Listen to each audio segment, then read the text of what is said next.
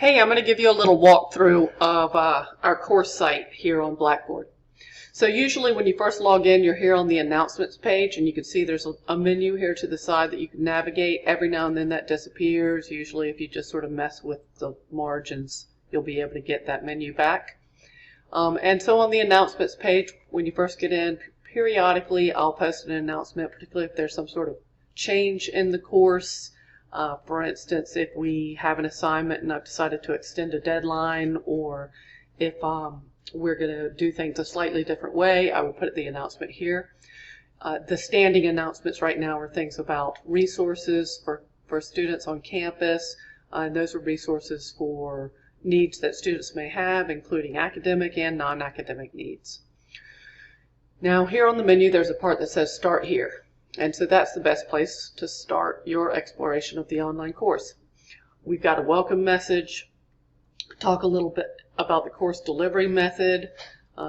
You can explore whether this is really the right course for you, see about communication, your technology skills required. This is probably where I'll also put this video about the online course tour, but of course it's not here yet, or else we'd be looking at a world within a world within a world.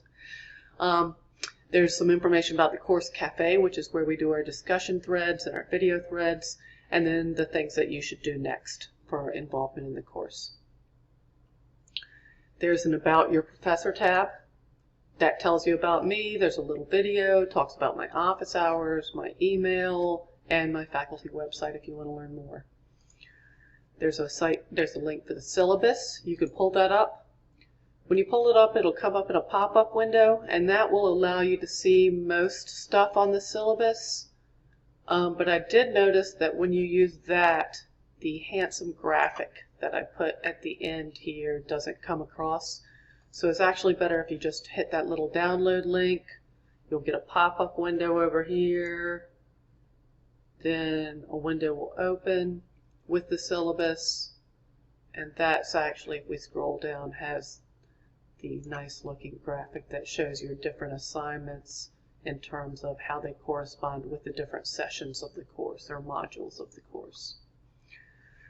Then beyond the syllabus, on that same tab, there's a link to supplemental webinars. And these are just a few webinars that I thought might be helpful for you, particularly the ones here in the literature review webinar series. So you can look there. There's one about using electronic databases. The platform that they use was a little out of date on that one, but a lot of the tips they give are useful. There's one about developing an argument in a written paper. There's one about writing a literature review. We also have some on APA citations, plagiarism, and other things like that. So that might be useful for you as well. But that is entirely optional, so you do not have to watch those webinars. They're typically in between 10 and 20 minutes, so if there's any of those issues that you're struggling with, I would suggest going ahead and going for it. Then there is the link to course modules. This lists all of the course modules. There are 14, as listed on your syllabus, and when you go into each one, you will see a module overview that has a summary of what the module is about. It's got some learning objectives, got your assignments roughly in the order that you should complete them. I have some instructions here at the top that indicate that sometimes it's going to be better for you to do certain types of reflection exercises immediately after you watch a video, but this rough order is fine, and you can jump around as needed as it helps your assignments. And then there will be a series of videos, and these are required videos for you to watch for the course. And these include lecturettes, guest lectures, and other types of features like that. And so this will give you a lot of the content that you need from the course. There's embedded videos. You could watch them right here in Blackboard, and you can enlarge the screen and everything as needed. Typically, each module is going to contain an assignment, at least one assignment, often 2 assignments or more. And the assignments will include things like posts to the discussion thread, posts to voice thread. Sometimes these are as a team, and sometimes these are as individuals. The posts that you're assigned are done in the Course Cafe here. So the Course Cafe is the place for discussion threads and voice threads. For a discussion thread, you just click on that link. It'll say no items found at first, but then you create a thread, give it a topic, try to be explanatory in your subject lines for what this is a thread about. Then you're able to write your message in there, then submit it, and it posts to the thread. Other people will be allowed to comment on your thread and reply to your thread. So that's one part of the Course Cafe. The other part is a voice thread, video thread. So some of your assignments I'll say post it to the discussion thread, and some I will say post to the video thread or the voice thread.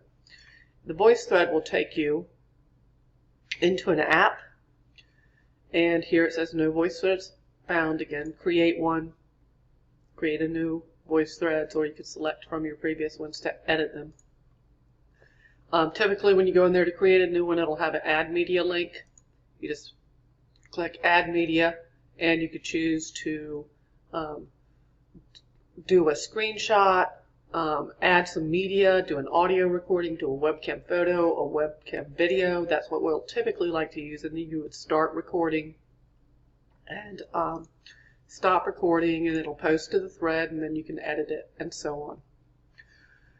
So beyond that, let's see if I can get out of there without losing everything. I'm going to go back in, and this is another thing I wanted to tell you about the videos, because you're going to sometimes feel a little uncomfortable filming videos. And I want you to understand that as you film these videos in the VoiceThread app, don't expect everything to go perfectly. We're not professional actors and actresses and so on. We are human beings. We're fallible. We're going to make mistakes. And so often you will be able to reshoot something because it's basically brief enough that you could just do another take. But it's often hard to get through something that's a little bit lengthier without making some sort of mistake in the process. So I just want you to understand that we don't expect your videos to be perfect. And some of you may not be comfortable on camera all the time. It's nice if you are not comfortable being on camera on a certain day to use an avatar of some type, use a photo of yourself or something like that, just to create some engagement and personability for your classmates so that people can relate to it a little bit. There are also course meeting rooms. So these meeting rooms are really where you're going to be able to work with your team members. And so there's a general meeting room, and that's where if we need to meet as a class, we can meet as a class. It's sort of like a Zoom meeting. You're just going to see a bunch of video squares of different people. And then there are team meeting rooms. So I've already set up 4 team meeting rooms. We might need to have more or less, and we might give them more specific names. But you could go into these meeting rooms, join the session, and then you're in there, and it'll give you, just as you would for a normal Zoom meeting, the audio test, the video test, and allow you to enter that meeting. And so then that's a way that you can work with your team members on different assignments. Y'all can have an online discussion and talk with one another through those meeting rooms at any point in time. So you can maybe make a weekly time to meet each week, during which you will meet up in those meeting rooms, discuss the assignments, and so on. And again, in those meeting rooms, it gives you different options of how to interact. Some people will want to use the video, some will just want to use audio and their photo, and some may prefer discussion threads. I encourage you to go for the highest level engagement you are comfortable with and try to use videos when possible, just because it's a little easier for people to relate, particularly if people have accessibility issues. It might be a little easier for some students with disabilities to see and hear people at the same time and so on. So try to be considerate of your classmates, try to engage with your classmates, but I understand that everyone's not going to be comfortable all the time, particularly since this is an asynchronous course and you may be having a lot of other things going on in your life at the time. There is a page called Tips for Quizzes, and this is a standard from Blackboard, and it is perhaps going to freak you out. It makes the quizzes sound like they are an insane thing that you need to save frequently. Don't double click, avoid this, avoid that, stay active. I'm going to give you a practice quiz so that you get to experience what a quiz is like and don't necessarily remain freaked out from reading this in your first actual quiz that counts. The quizzes are timed, so you will need to study so that you don't depend on your ability to look up things for these open book quizzes, because they are only 20 minutes or so. But please just take a look at this, but don't freak out. There's a My Grade Center that will, when there are grades for you, that will display your grades, and we can discuss any questions you have about the way the grades are displayed. I know that there are a few of the column calculations that I have where we include quizzes that are dropped in those calculations, and some columns don't include the dropped quizzes, and so we may need to clarify that as we get grades over the course. If you have any questions, just please reach out to me or post to the discussion thread, which is there for you to ask your peers questions as well as to complete assignments. You can send emails, you can look up the university's privacy and accessibility policies, and there's a link for Blackboard Help. So if you have any issues that you do not understand how to use Blackboard, you could go to this page and get some help. I think there's some quick start guides, some videos, some tutorials, and so all of this should be helpful for you to get through the class as needed. So again, start with Start Here and go from there. And I hope you will enjoy the class, and let me know if you have any issues navigating this whole environment online. Thanks.